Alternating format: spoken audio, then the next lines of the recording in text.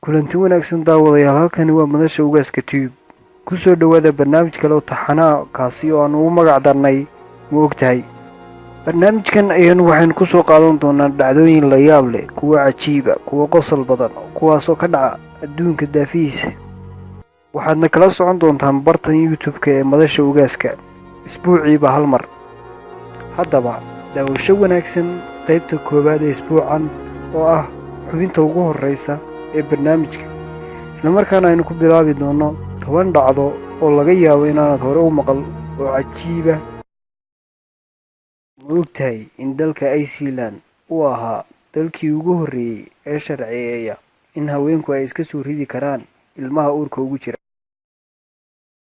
ma ogtahay wiishka ama waxa afka qalaad lagu dhaho elevator-ka ee ku shaqeeya korontada islamarkaana loo raaco dhismayaasha sare ee dabaqyada ayaa waxaa la aasaasay ama la ikhtiraacay sanadkii 1850.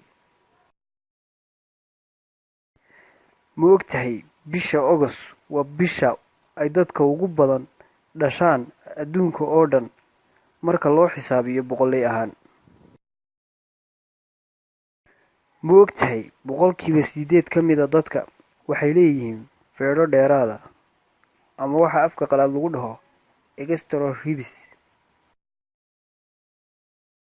ma ogtahay in 3 luuqadood ee loogu isticmaalka badan yahay caalamka ay yihiin luuqadda Chinese-ka ee Mandarin, luuqadda Isbaanishka iyo luuqadda Ingiriisida oo kaalinta 3aad ku jirta?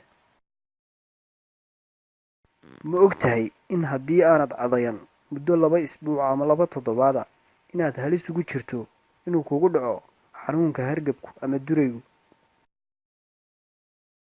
ma ogtahay lacagtu waa shayga keliya ee lamaanaha isqaba ka dhex dhaliya muran iyo dood? ma ogtahay bisada ama mukulaasha waxay cimrigeeda boqolkiiba 66 ka mid a ku qaadataa hurdo? ma ogtahay maskaxda bini'aadanku celcelis ahaan waxay ka kooban tahay boqolkiiba 78 biyo? ma ogtahay libaaxyada yaryari inaanay ciin ama wax guuxa samayn ilaa ay ka gaadhayaan da'da 2 jirka? waa tahay daawadayaal, qaybtii koowaad ee barnaamijkeena taxanaha ay ma ogtahay ayaa maanta intaasi ama caawa intaasi inagaga eeg. la soco qaybta labaad.